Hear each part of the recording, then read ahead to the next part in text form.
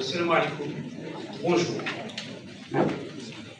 Du budget primitif de l'année 2026, plusieurs secteurs importants, à savoir le point de situation sur les rentrées universitaires, formation professionnelle et scolaire, la situation des zones d'activité, un point de situation concernant le réseau routier de la wilaya, chemins communaux, chemins de wilaya et routes nationales, la situation du secteur de la pêche, évaluation de la saison estivale, évaluation des activités de l'agence foncière et des TVA. Mesdames, au niveau de notre wilaya. Une situation qui met à mal les citoyens de Tizi Ouzou, les manques sont nombreux et multiples, les cris de détresse lancés, l'écho et le retour ne sont pas toujours au rendez-vous. À titre d'exemple,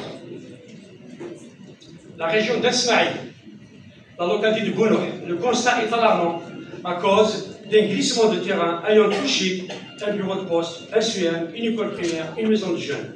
À Dra-el-Mizan aussi, et à la localité de Ouled Issa, à El Hammam, une ville meurtrie et isolée où le SMIC de l'ouverture de l'artère principale de la ville, le boulevard Améroche, tarde à voir le jour, malgré que les études sont finalisées et les appels de détresse, pire encore, Pire encore, à Zikri, au village de Bounaman.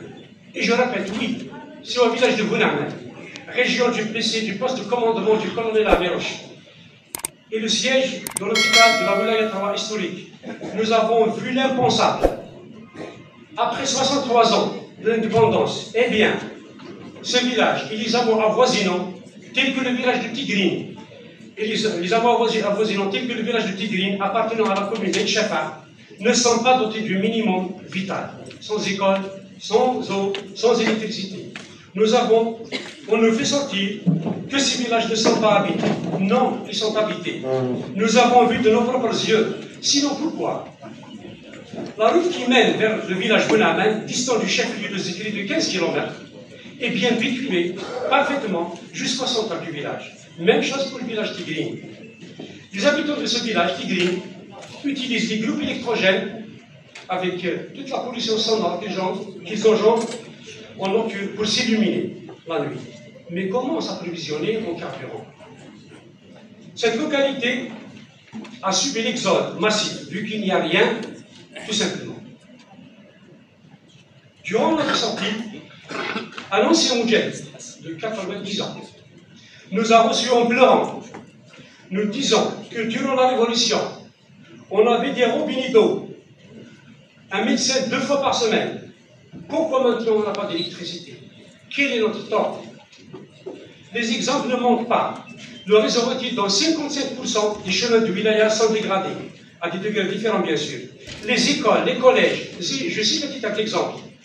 Le CM Adnan, à Azazgar, et le CM Boulouh, le CM de Tikzir, et d'autres aussi. D'autres lycées. La liste est longue.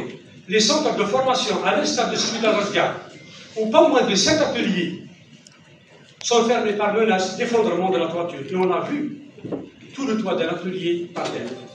À l'université Mouloud Mamri, aussi certaines résidences doivent simplement être démolies et remplacées. Et les exemples, encore une fois, ne manquent pas dans les différents secteurs. Il nous faut des enveloppes financières conséquentes dans le cadre sectoriel.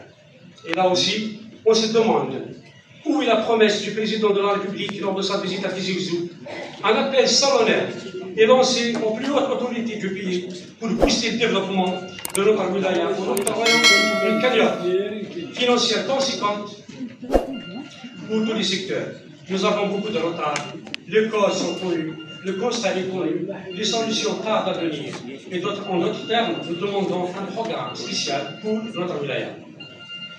Mesdames et messieurs, le commun des mortels n'ignore pas que le développement, l'emploi et la richesse ne peuvent venir que du secteur économique, notamment celui de l'industrie. N'est-il pas temps d'y investir? À Tizi Ouzou, nos zones dites industrielles et d'activité n'ont que le nom. Comment attirer les investisseurs quand nos zones sont tout bonnement en jachère?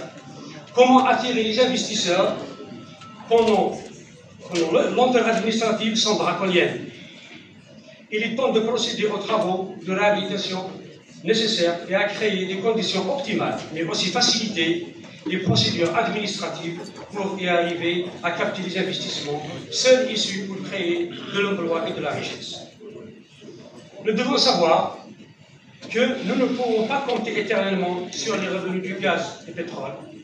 Un jour, ces richesses s'épuiseront et nous nous retrouverons au dépourvu. L'Algérie, continent, est grande, Dieu merci. Nos richesses sont multiples et la plus importante est notre jeunesse. Mais hélas, il va ailleurs quand il a la chance d'échapper aux accros et aux dons de la mer. Rien que dans le secteur du tourisme développé, nous pouvons à coup sûr faire vivre tout notre peuple. À Tizi Ouzou, notre littoral est encore vierge. Nos montagnes, nos forêts, nos lacs et nos villages ne sont pas exploités. Quand j'entends certaines déclarations qui déclament des chiffres exagérés, franchement, je me gratte les bras. Comment parler de centaines de milliers de touristes estivants alors que notre parc hôtelier et le nombre de lits est trop limité, à moins que si c'est des lits superposés. Comment parler du tourisme quand la rareté de l'eau étreint le citoyen et l'estivant? Comment parler du tourisme quand l'électricité disjoncte à la longueur de journée? Et encore, comment parler du tourisme quand les eaux usées se déversent dans les plages au vu au su des responsables et de l'estivant? Comment parler du tourisme quand les décharges anarchiques, ici et là, l'on met à tort contrôlées, puisque anarchique, c'est une nomenclature, décharge contrôlée. Jean Chiraud offre un spectacle désolant. N'est-il pas temps d'y remédier? S'agissant du secteur de la pêche, ce n'est pas sorcier de comprendre que le secteur est en deçà des attentes. Il suffit de passer au marché et de savoir que le secteur n'est pas au tort. Les prix de la sardine sont par les autres fruits de mer flambent à donner le tournis. 1500 dinars et tu quittes la ville. L'Algérien ne consomme que 4 kg de poisson par an, alors qu'il lui faut 20 kg par an. Pour qu'il y ait la sardine, il meurt de vieillesse. Je ne parlais pas des autres produits halieutiques.